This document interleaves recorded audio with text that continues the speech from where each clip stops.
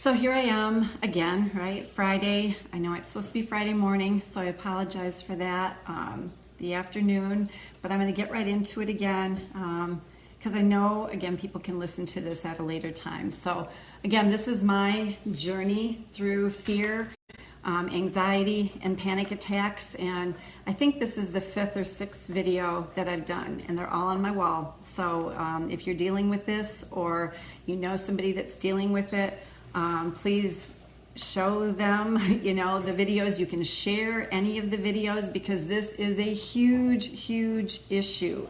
You can go back and listen to the other ones. I'm not going to go back, but the 30-second sort of synopsis of it is I was adopted, came here when I was almost 3, never really knew a life of no fear. But I had my first panic attack when I was about 11.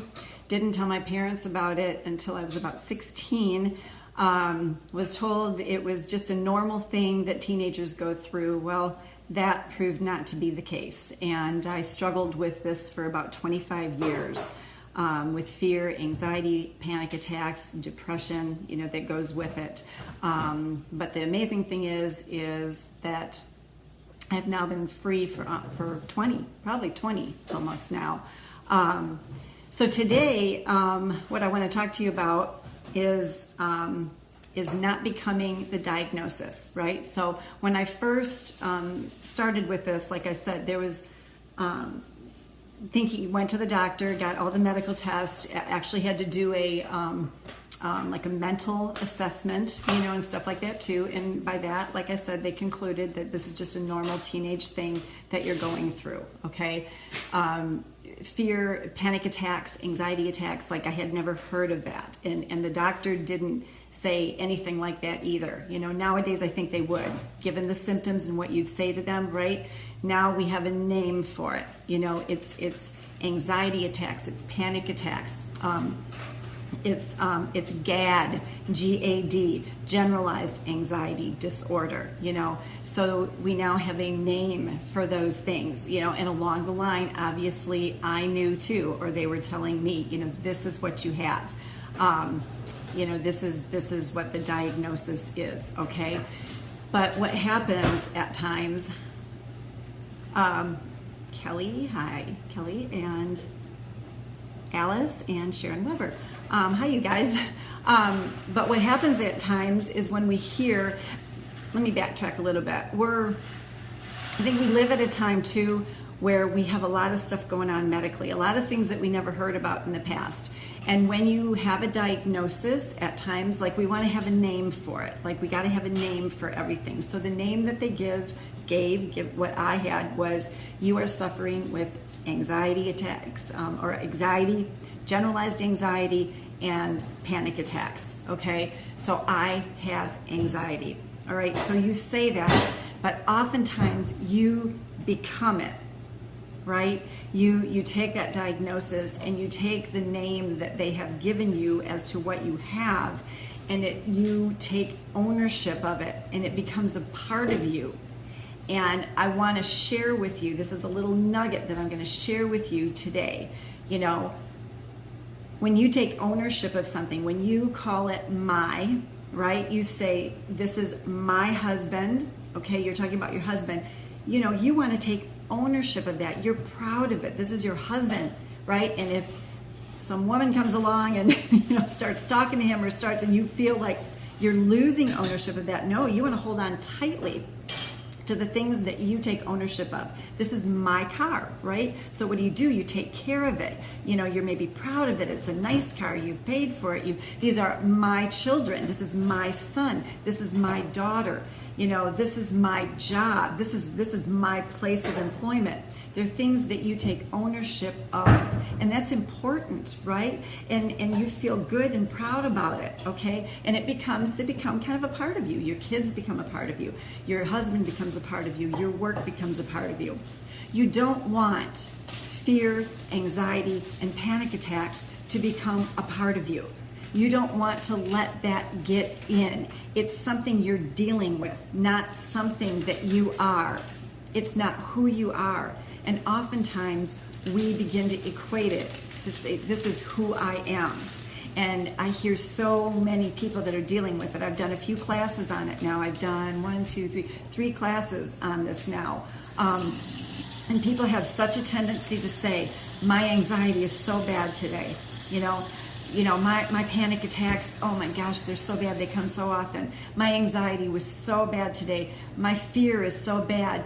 And in essence, I know it might sound funny, but just think about it. You're taking ownership of it. It's mine. You don't want that, right? You don't want that. You don't want to take ownership of that. You don't want to coddle it and be like, not like you would my husband or my job or my kids. So I tell people right away, stop taking ownership of it. Stop calling it my anxiety, my panic attacks. You simply can refer, if you're having a rough day with it, you can say, wow, this anxiety was not so good today, or the anxiety level that I was at was pretty bad today, But stop taking ownership of it. Stop saying that it's my anxiety, and you find yourself, and really it can be anything. You don't want to take ownership. There's a lot of diagnoses that you don't want to take ownership of. It's something that you're dealing with. But the minute you take ownership of it, it gets in there and it becomes a part of you. And then you begin to believe that you're never going to break free. Then you begin to believe what you've been told about it, that you're stuck with this, that you've got to endure it, right? No, you don't want that to become a part of you. The foundational verse for this whole program that I do, Reclaiming Peace, is found in 2 Timothy 1:7, and it is, I've not been given, or actually it says, we've not been given a spirit of fear, but one of power, love, and a sound mind. And that's something that I encourage people. Speak that over yourself, like in the first person. I've not been given a spirit of fear, but one of power, love, and a sound mind. Begin to say that. Begin to speak those positive things about yourself and about this thing that you're going through. Called, they just give it a name. Like I said, again, everything has to have a name now. Everything. And it seems like once you have that name, like you go, oh gosh, I'm so, the doctor told me today I've got anxiety and panic attacks, and it's almost like we get that relief of knowing what it is, of knowing the name of it. But then again, like I said, then you begin to internalize that, and you say, well, now I know what I have, oh, my panic attacks. So those of you going through this, if you're not and you know somebody that is, share this video. It's a little nugget, but it's a powerful nugget that you need to just stop. And you will find yourself saying it and then stopping and going, nope. I've had a few people that have gone through my program that do that, like they're talking to me and they'll say my anxiety, and then they'll go, nope, hang on a second, nope. The anxiety, or just anxiety, right? It's not who you are.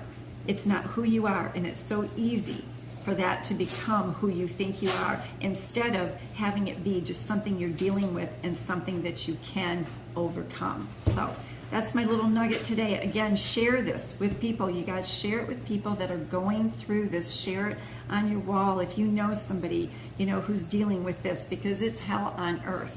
It's hell on earth, and this is just a little slice, a little nugget that they can begin to do, that can begin to get them on the right track with this. All right, so you guys have a great weekend, and I will be back on Monday with another nugget of information. Thanks.